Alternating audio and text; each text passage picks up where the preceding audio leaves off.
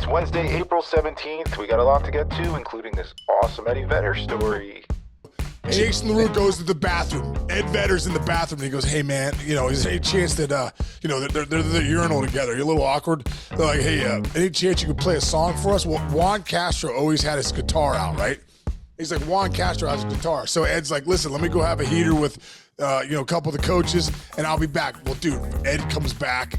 We get some beers, a couple Gatorades, and next thing you know, Ed sits down in a chair, gets Juan Castro's guitar, and plays, hey, you've got to hide your love away. And I'm in love with the good life. Can't give it up. Make it to the top and keep climbing. I wanna live it up. The good life. I'm coming up. I'm coming up. The good life, good life. Oh, good life, good life.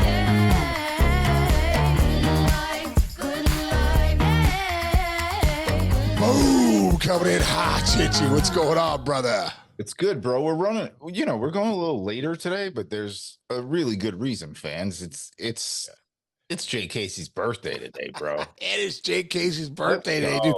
21 big ones. I told him last night, hey, man, when it hits midnight, you got to go have a beer with your buddies, which he did last night. He said, Dad, I got to the bar at 11:45, showed my ID to the guy. Guy wouldn't let me in. I'm like, what? Tired. I was so psyched. I was talking to you. You were on speaker in your car, and he told the story, and he's like, "Bro, that's weak, man. Come on, bouncer. 15 minutes. I know. So tired. At least let him into the bar for 15 minutes, and then give him a bar at minute and ring a bell or something. Yeah. Come on, bro. Jake's like, I could identify 15 underage people in this bar right now. Yeah, and hey, he's grinding, man. We love him. We're all praying for him. He had a tough go a couple days ago. Yeah, bro. Sunday before the game, I was watching Kent State. And I saw Jake wasn't in the lineup. My buddy TJ Johnson called me and was like, "Hey man, why is Jake not in the lineup?" I'm like, "Oh, he must have got benched against a lefty. He wasn't swinging it well or something." He's like, "No, I think something's up with his arm." And then I guess Jake got a hold of TJ when he went to the bathroom, like the fourth thing. Hey, could you call my dad and tell him I think I blew out my elbow? So he calls me. I'm like, what the heck? So after the game, like, dude, call me ASAP. So he calls me ASAP, and you're wondering maybe he's overreacting. So he said he was making a throw at during BP, made a throw to third, one hop to third, and he's like, he felt a pop in his elbow. He's like, what the heck's that? So he went to throw the next throw, and he said he threw it. He said, Dad, it was like somebody hit me in the funny bone times a million. Ugh. He's like, the jolt through my body and the pain was like unbelievable. He's like, I knew I did something wrong. So we've been kind of, waiting. We got an MRI on Monday, just got results back last night. Tore his UCL off the bone. Needs to have surgery. I think we're going to go next week thank goodness I have got like Dr. Kremchek in my life. One of the best maybe the best Tommy John surgery guy in the country. So we're going to go to him next week and get it taken care of and get it rehabbed and get back at it, man. Obstacles make us stronger. It's not easy to, obviously there's a lot of ups and downs in life. The good thing is, bro, I've had so many injuries in my life. I was able to like kind of relate, like broke my back, orbital fracture, had a 4-hour surgery. I broke both feet. I had knee surgery, in my right knee, a pelvic fracture. I broke my thumb, tore all the cartilage in my wrist. Every freaking every muscle you could tear, I've torn. Tore the fascia in my cartilage in my left calf. 2 shoulder surgeries. So it's great to be able to say, hey, dude, like I know there's something beautiful on the other side of this. I know it doesn't seem like it now, but anything that's ever happened to me that's been something I've had to really grind through or struggle through or feel. There was always a blessing on the other end. I know it's tough to see now, but I really believe that for any of us, Chinch, at times when you take your stuff that's happened in your life and you might think back and go, oh, I wish that never happened. And if you got everybody in a circle and everyone threw their stuff in the middle and you said, okay, you can go back and you can take back that thing that happened to you, but every blessing that happened after it, you'd have to give it back. 99% of the people would say, I'll take it. So I think this is one of those situations for Jake where You know, I know his season's over at Kent, which he's really upset about, and there's a lot of guys in that team he loves that, you know, he's not going to ever play again, on the field again because they're seniors. But at the end of the day, man, you know, I really believe there's a blessing on the other side of this. I'm with you, man. Viktor Frankl, man's search for meaning. What's the line? What doesn't kill us makes us stronger. And he always says Clarkson song off of that. Yeah, it's true, man. What he says, stimulus and response. You know, what happens to you and your ultimate freedom in your life, you know, is how you respond. You know, your response to anything. So, I really feel like Jake's in a good place. He wants to just, you know, get back, get healthy, get the surgery, and come back and be stronger. Hey, dude, I tell people this all the time, man. You know, 26 years old, I had stage 4 cancer. I was like basically had a death sentence. Here we are. It's coming up on a 30-year anniversary. I'm still here, man, being a maniac. So right. And your scars are your stories, and it's great. And he's gonna get through with this. He's got a great. Yeah, and would you trade that for anything, Chinch? Like looking back, I mean, who I am. I am. Yeah. It's who I am. Right. Yeah. All right. Yeah. The great stuff. He's gonna make it through. Jake's the best, dude. I love that guy. Yeah, man. Yeah. And you know what, dude? When it's your kids too, you feel it. I think you feel it more with it than when it's you. When it's you, you're like, I'm gonna figure it out. When it's your kid, you're like, ooh, you feel it a little deeper. You know what I mean? Dude, perfect transition, dude. I talked to our good friend Al Leiter yesterday. Yeah. You think Al Leiter has nervous energy by himself being Al Leiter? How about the fact that his son is about to pitch in the major leagues tomorrow in Detroit, your old stomping grounds? Yeah. He is in shock. Obviously he's so happy, but hey, Jack Leiter making it to the bigs. Let's go. Come on, Jack. I just saw Jack. I was out in the Innings Festival. I saw Al and Lori and their whole family. They have the nicest family, dude. Al's the best dad in the world. Literally the best dad in the world. You couldn't ask for a better father. But Jack was there too. What a great kid, man. And I could tell when I was talking to him, Chinch, I said, how you doing? How you feeling? Do you think he'll break camp? Because there was rumors he might break camp. He was pitching so well. And he's like, he feels really confident. You know, he feels really confident and stuff. Remember last year they shut him down at the end of the year because Chris Young's like, dude, there's something mechanically I think he needs to do better. Let's send him down to, you know, our instruction league, have him have a month down there to work on his mechanics. And he came back and dominated in the last month. I think his last 4 or 5 starts. It's carried over to spring training. He's also working with our man Brian Kane as a mental performance coach, which I think is taking him to another level. Yeah, no doubt about it. So I think there's so many good things happening. And I texted Al yesterday. I said, dude, I'm just so excited for you and Lori and the family. It's incredible. You know, and Al was just like, Case, he's like, we know how it feels as dads. You know what I mean? When it's your kid, the sense of joy and the sense of pride is off the charts. And I'm just so excited for them, man. He's going to make his first start in Detroit tonight, right? No, tomorrow. Thursday, tomorrow. And he's ready, man. He's ready. And I think one good thing, too, is when you're a young kid like that and you get called up, Chinch, especially a kid like Jack Leiter, who's had a lot of expectations on him, has had over a 5 ERA his first 2 years in the minors, kind of trying to figure it out. And now he's really starting to figure it out. When you got 2 guys that are former big league players and big league icons almost, Chris Young, who's the GM president of the Rangers, who took Jack Leiter, I believe, with the second pick because he believes in who he is, and it's a once-in-a-generation arm. And then Bruce Bochy, who comes back, who's telling Jack Leiter when he sends him down to spring training, we're going to need you this year. We can't wait to get you up here. So go down and do your thing.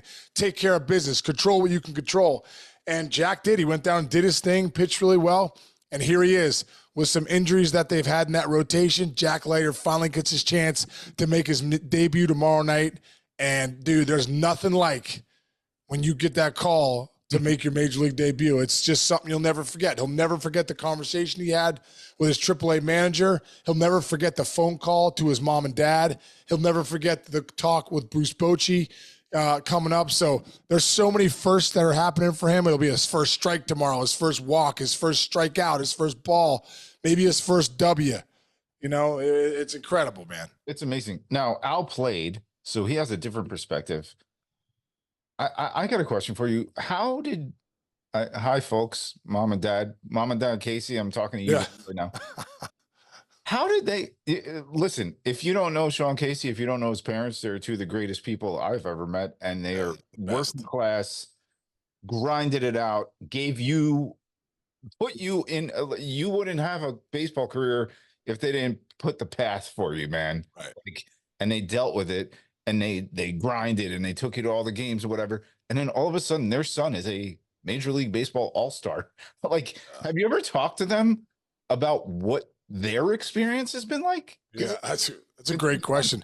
The one thing I'll take it back to that phone call when I got in 1997. I go deep to win the AAA championship. I'm in the clubhouse. Mark Shapiro and Brian Graham call me, and they're like, "Great job. We're popping the champagne. We won the AAA championship. Like, your season's not over yet. We're calling you up to the big leagues. You're going to meet the team in Chicago." And I remember thinking, I gotta call my parents. And we had no cell phones then, Chinch. I'm like, well, I got to get out of here. So I go flying out. It was like left field corner was the club. I go flying out of there. I go across the field onto the to the concourse there in the AAA stadium in Iowa. And what was cool is I remember like seeing cornfields, and it was like you were in Iowa. And I was like, well, this is incredible. And I have that vividly in my mind. But I remember dialing that number. I had a credit card back then. I was like, collect this Sean Casey. I'm like, if they don't accept this call, I'm going to kill somebody. If my mom says no, call tomorrow, I'll be pissed. So they accept the collect call.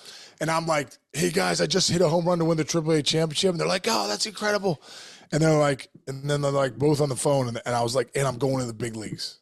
I just got the call to the big leagues. And I remember my dad and my mom started to get choked up, and then I started to get choked up.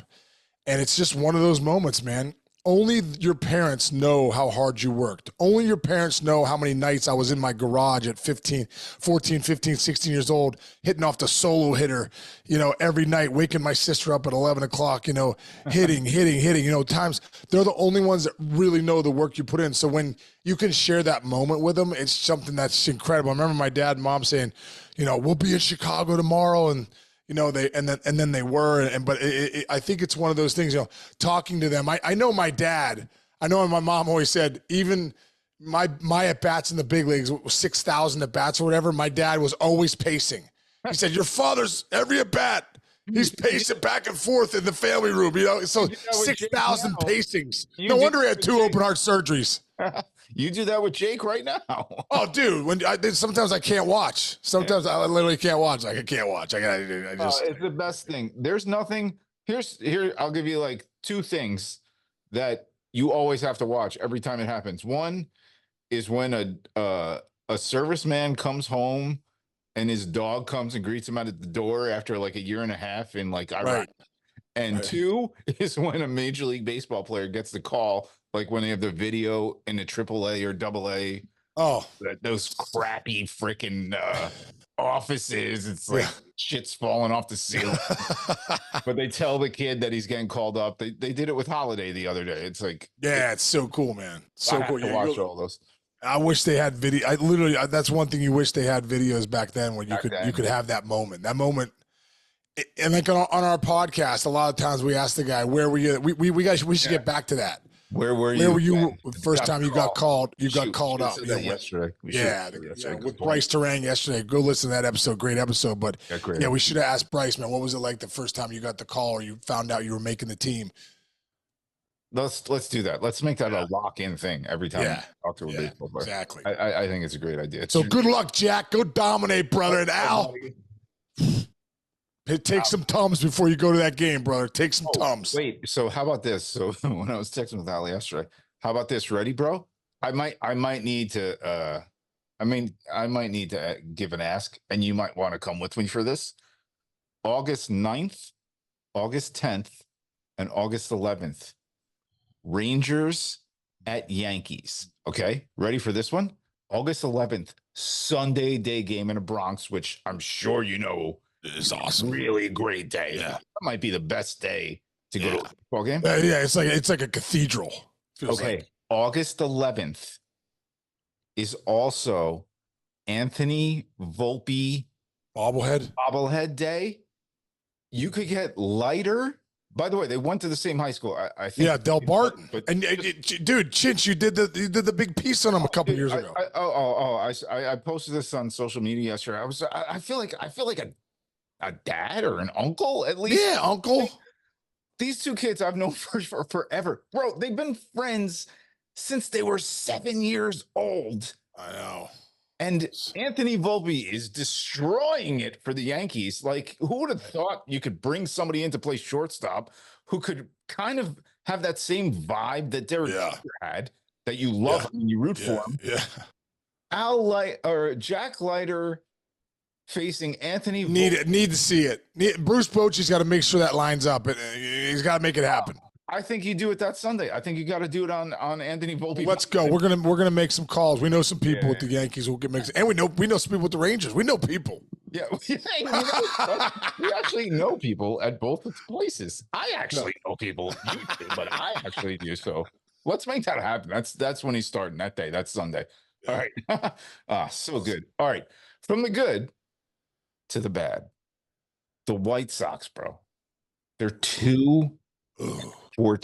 So that's 16 games. So you have had a month of baseball. Yeah. And anybody who's played baseball, every day is a grind, you know. You're 2-14, dude. You're not going anywhere. Yeah. The season, I would say, I think they will arguably, without no offense, they're going to finish with the worst record in baseball.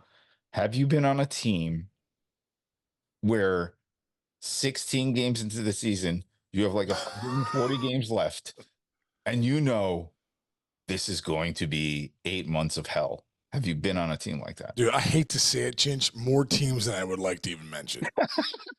There's nothing worse than in June, you're like 20 back, you're going, it's over, Johnny. We got to play 100 more games, knowing that we're out of it, knowing that we got poop soup on the mound. You know what I mean? We're just slopping it up there. We're going to have to win a track meet every night, get 12 runs to win a game. It's incredible, dude. I'll tell you what. In 2003, it was one of the longest years I've ever played in my life. Seriously, listen, with 9 games to go, dude, I'll never forget. We're playing the Cubs. There's 9 games to go. And it turns out to be an incredible story. But I remember I'm running sprints before the game. Everybody's on the DL, dude, the whole team. The only 2 guys left, only 2 starters left are me and Jason LaRue from the opening day starters. Everyone's hurt. Dunner's hurt. Kernsy's hurt. Gravy's hurt. Griff's hurt. Larkin's hurt. They're all hurt. Everybody's done for the year, dude. Some guys have gone home, I believe. And we got 9 games to go. And I remember thinking to myself, I don't know if I could make it. I don't know if my mind and my body can make 9 more games. That's where I was at. That's how low I was. So we get into that game, first game against the Cubs. Great game. I think we win the game. Unbelievable, game. We win like 5-4. Come in after the game, bro, and I'm just like gassed. I'm like 8 more to go. I'm just counting them down, you know. So I walk in clubhouse and I go over to the food room, and Jose Cardinal was our first base coach, one of the greatest guys ever, one of the greatest players for the Cubs, 20-year big league career, just a great dude. He was, matter of fact, he was one of the coaches on all those Yankee teams. Oh, one of the greatest Yankee coaches, yeah. One of the greatest Yankee coaches. Outfield coach for the Yankees. Yeah, one of the best. And we come in the food room, and Jose, if you're in the clubhouse, if you're not supposed to be there, you know it. So you look in the corner, and everyone's kind of getting there. And there's Jose Cardinal sitting with the shorter dude with short blonde hair.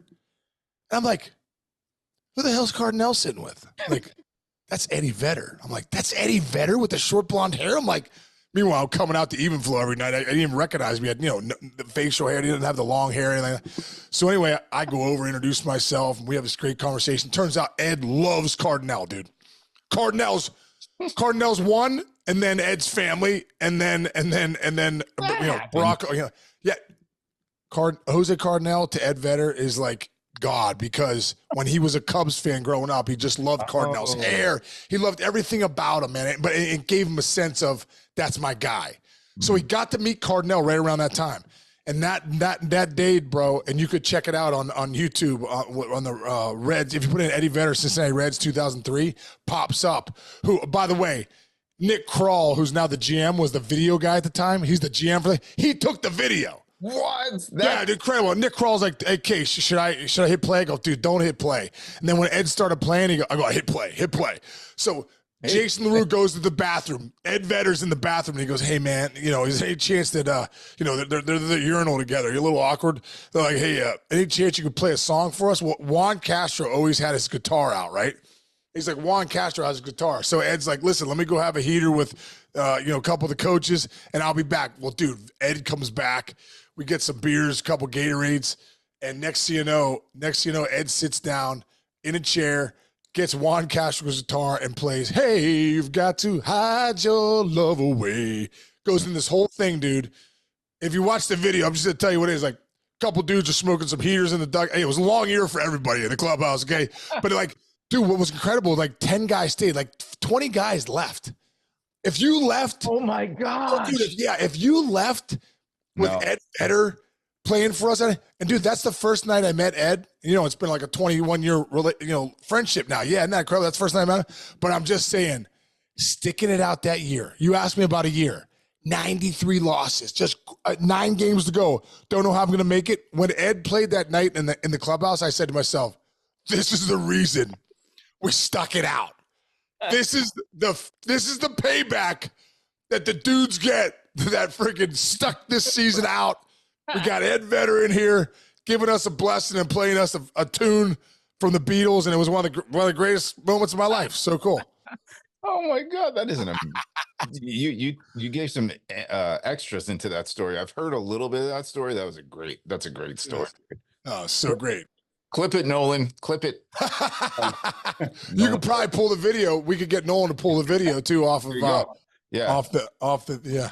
By the way, we talk about Nolan. Nolan's our guy that does our social media, and we love him. So I just want to Nolan doing a great job, bro. Thanks. Yeah. Okay. Those YouTube shorts. That's a tongue twister. Are really hitting. Yeah. All right. I'm going to tell you right now, Case. So when I figured out that topic for the show about the White Sox starting 2-14, I was like, my high school, we had really good sports. My college, we did pretty well when I was in Columbia. But I was like, was I ever on a bad team? Dude, I got to tell you this story. Tell me. This is a Casey-esque story. My sophomore year in college, I will argue that it is quite possibly at least in the top 5 worst seasons in organized sports that anybody has ever gone through. Are you ready for this? Really? Dude, I teased this to you before. I didn't tell you a story. I'm going to start. Okay. Again, Northeast, Columbia University.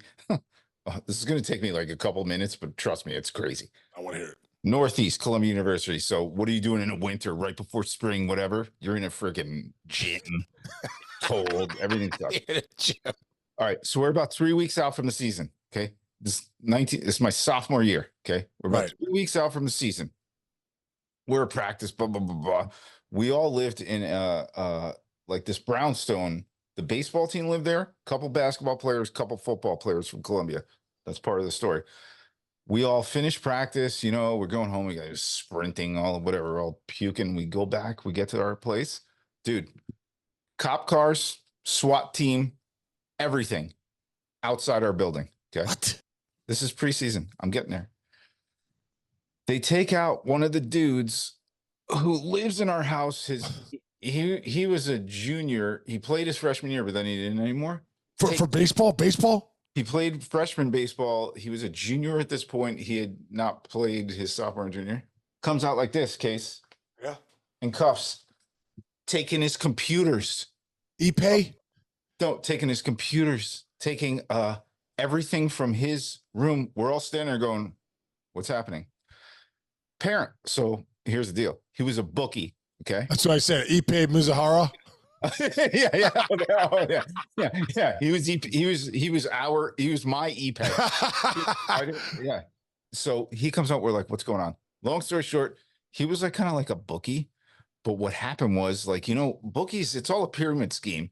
Right. It's like John Gotti at the top. This guy was like, he's been on a bottom. That was Steve Gotti. Yeah. Yeah. So he got busted, but it was really trying to bust the mafia. So now, hold on. The NCAA gets involved. NCAA. We have football, basketball, and baseball players. Everything's Division I. I know it's the Ivy League. People don't think it's still Division I. You can bet on any game of all of us. Right. They do investigation. two dudes on our team, two dudes on our team suspended for the first 15 games of our season in 1998, one of which junior captain 3-hitter. The other one, sophomore pitcher, best pitcher on a team. Bam, 15 games knocked out. All right, I'm not done. Go forward. So now when you play baseball up north, you go down south for like a couple weeks to get warm and play baseball, right? You probably did. Yeah. So we go first weekend, Campbell Camels. That's what their nickname was. The Camel was Joe Camel that smoked cigarettes, dude. That's how long ago this was Campbell Camels. Oh, yeah. Yeah. So we're down in Campbell, pouring rain, 3-game series, North Carolina. I'm a sophomore. I wasn't playing that game. Sitting there, it's pouring. I have a hood on. I'm just sitting there. Our captain, the other captain, senior Matt Murphy, played like Craig Biggio. I think he's in the top 5 all time in college for hit by pitches. He's playing second base, or he's playing shortstop. He gets thrown out of the game for arguing balls and strikes in the bottom or in the top of the 9th inning, and we're up by 1 run. I hadn't played second base in 4 years because I moved to outfield. Coach goes, Chinch, I need you to go play second. Bottom 9th, I go in. I'm standing there, pouring rain. Boom. This dude that looks like Jose Canseco hit a major league fly ball into the Bermuda Triangle between first, second, and the right. pitcher. Dude. Oh, and right. Oh. Yeah. I'm running after. I got a good beat on it. Now, mind you, I have not. I didn't even wear a cup anymore. I got rid of my cup. So I'm my you know, like God. this, like shaking, like, oh, my nuts. Yeah. I run. I'm going for this ball. I'm underneath it. All of a sudden, the first baseman goes, I got it. And I looked. Right when I looked, boom, nose explodes. And it hit you right in the nose? When I say directly in the nose, they took me to an ENT the next week. And no. This thing hit you so directly in your nose that I don't have to do anything to you. It's just going to build back straight. Oh, my God. The craziest part about it was the seams. In the summertime, when I get tan, you'll see I have a seam mark here and a seam mark here. And it hit me right in the nose, right on those seams. To this day, you still have the seam marks? I do. Bro, here, the messed up part. So, you know how you get a bloody nose, it bleeds. Like, Yeah. So, but there were 2 cuts on my face. I had blood shooting out both sides of my face. It wasn't even coming through my nose. It was just shooting out my face. I looked at a little kid and he was like terrified, like terrible. All right. Week later, we go down to Boca, Florida. We're playing FAU. I told you this is going to take a little while, but listen. Right. So now I replaced Matt Murphy, who got kicked out of the game. He's been making fun of me all week, like, oh, I broke your nose, bro. I broke your nose. Finally, I got my nose thing off. We're at FAU, we're in the cages. He was like my throwing and hitting partner. So I'm hitting in the cage. He's throwing at me. I hit one, rocket right back to the L screen. Goes through it? There was one little break in the L screen. Oh, my God. It literally hit the corner of one of the poles, hit him right here. Oh, no. His nose. Broke his nose? Broke his nose. Dude, his nose was there. Oh, my God. Eye orbital fracture. You ever see that boxing thing where that guy's head, like where his head just like blew up? And it Yeah. his entire right side of his face. Oh, no. Like, dude. Dennis from whatever. Anyway, so Yeah, happens. from Mask. From Mask, yeah. Done for the season. So now we have like 5 more games left. Both of our captains are gone. One's suspended. The other one's done forever for his career. And the other one's a pitcher. Gone. We get back. Okay. Oh, no, wait. We didn't get back yet. Last day of the trip in the FAU series. Okay. My head coach calls us into like this like Holiday Inn like meeting room. Right. Says, I just can't do this anymore, guys. This is it for me. I'm retiring.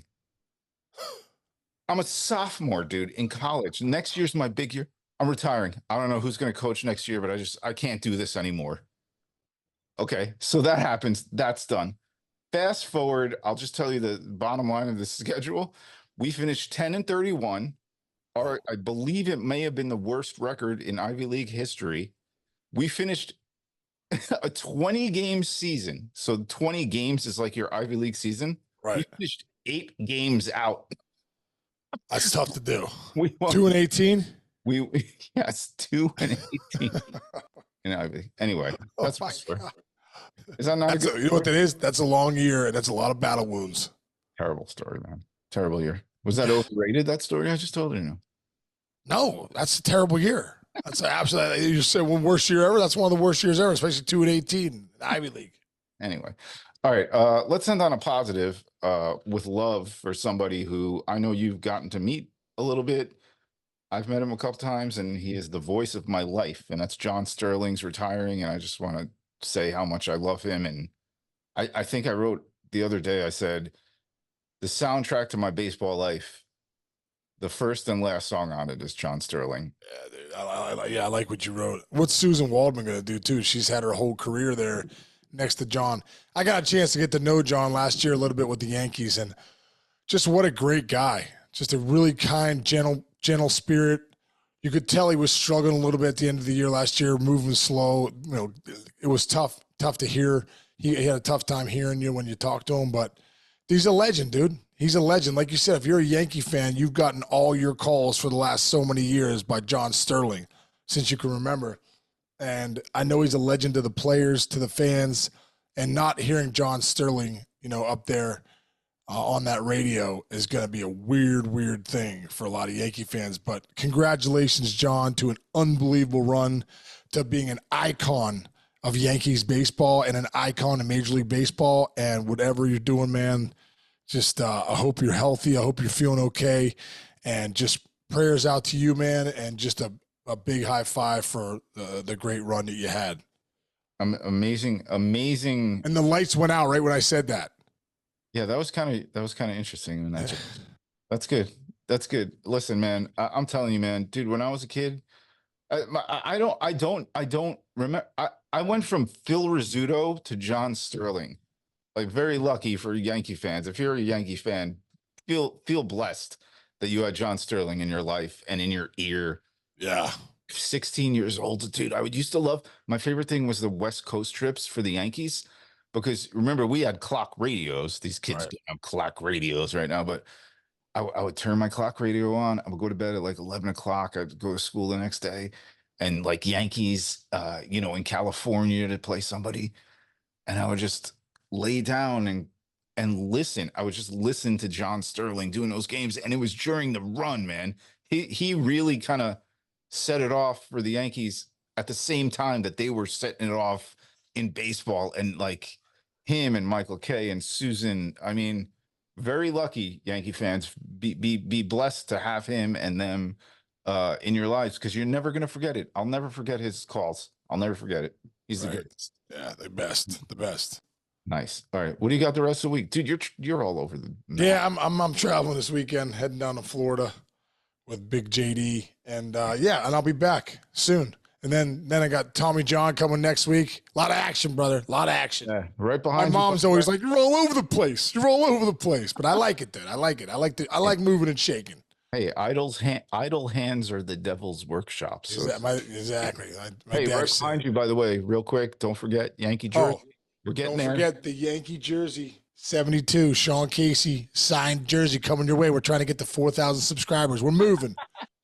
Subscribe, download on YouTube. Let's get there as quick as we can. All right. All right, Chinch, you have a good race of the day, brother. Everyone out there, thanks for listening. We'll catch you guys tomorrow.